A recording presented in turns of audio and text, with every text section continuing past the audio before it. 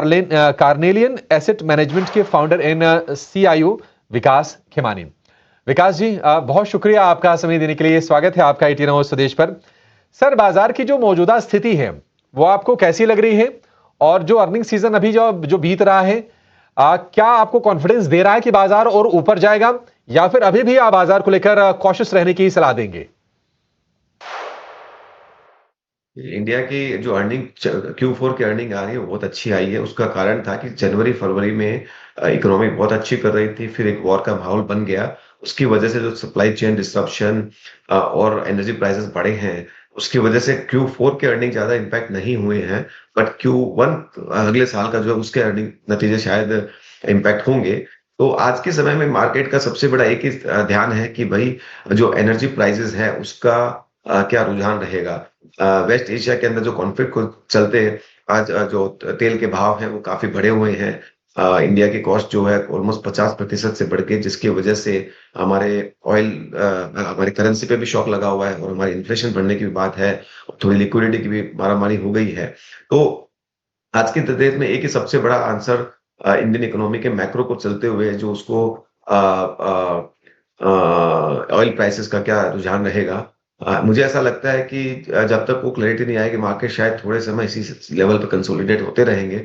अच्छी बात ये है कि जब पीक ऑफ द कॉन्फ्लिक्ट में भी जब ये पूरे अपने चरम सीमा पे भी था कॉन्फ्लिक्ट वॉर, तब भी हमारे मार्केट ने बहुत ज्यादा फॉल नहीं हुआ। 22,500 के आसपास गिर के वापस आ गया।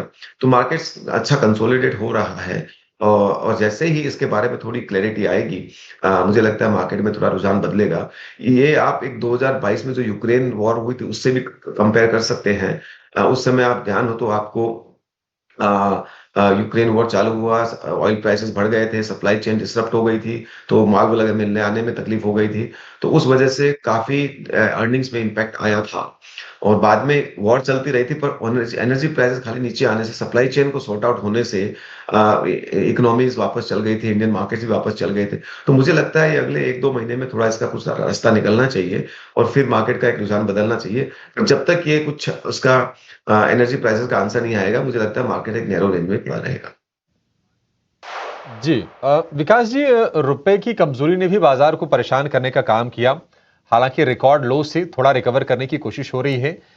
आप ट्रेजेक्टरी क्या देख रहे हैं रुपए की यहां से, और क्या आपको लगता है कि इन्फ्लेशन को लेकर, कॉर्पोरेट अर्निंग को लेकर इसका ज्यादा इंपैक्ट आएगा आगे भी? इंडियन रुपी का जहां तक सवाल है, ये अगर आपने मेरा कोई पुराना इंटरव्यू सुना हो तो मैं 2 साल पहले कहता था इंडिया का करंट अकाउंट डेफिसिट रिपेयर हो चुका है, इंडियन रुपी थोड़ा स्ट्रांग रहेगा। पर पिछले 12 महीने में कुछ ऐसे फैक्टर्स हुए जिसके साथ तीन चीजें एक साथ इंडियन रुपी के ऊपर प्रेशर डाली है। नंबर वन, जो इंडिया का गोल्ड इंपोर्ट है। इंडिया 700 टन का गोल्ड इंपोर्ट हर साल करते हैं। तो अभी प्राइस बढ़ने के बाद भी वो क्वांटिटी कम नहीं होती, तो जो हमारा 70-80 बिलियन डॉलर का गोल्ड इंपोर्ट होता था, बढ़ के उसका 40-50 बिलियन डॉलर से बढ़ गया है। दूसरा है हमारी जो सेमीकंडक्टर और चिप्स, जो मेमोरी चिप्स हैं, जो हम इंपोर्ट करते हैं, वो इंडिया 70-80 बिलियन डॉलर की इंपोर्ट करती है। वो पिछले 12 महीने में प्राइसेस 50% से 250% बढ़ गए।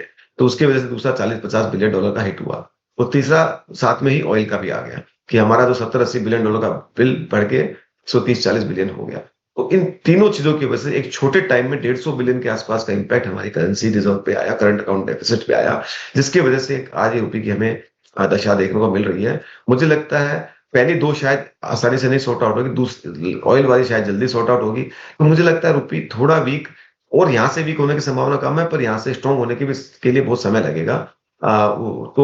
मुझे लगता है कि इसके नेगेटिव भी है, पॉजिटिव भी है। पॉजिटिव है कि हमारा एक्सपोर्ट जो है काफी वायबल हो जाता है, तो उस वजह से हमारी मैन्युफैक्चरिंग एक्सपोर्ट, सर्विसेज एक्सपोर्ट्स काफी वायबल होने से हमें उसका फायदा होता है। नेगेटिव ये है कि उसका शायद थोड़ा इन्फ्लेशनरी इम्पैक्ट पड़े, जो शायद हमें शॉर्ट टर्म में एक पेन देवे। बट वो मुझे लगता है 1 साल का एक पेन हो सकता है। तो यही इसकी सार है। हम्म। विकास जी, आपको ये क्वार्टर फोर के नंबर्स कैसे लग रहे हैं? कहां पर आपको लगता है कि क्वालिटी के टर्म्स में या फिर मैनेजमेंट कमेंट्री के टर्म्स में सरप्राइजेस देखने को मिले हैं, और कहां पर आप डिमांड वीकनेस या फिर वैल्यूएशन एक्सेस के संकेत देख रहे हैं?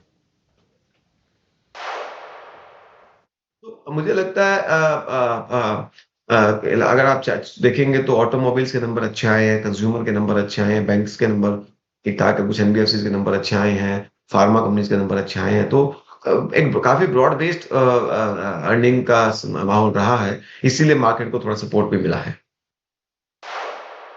हम्म।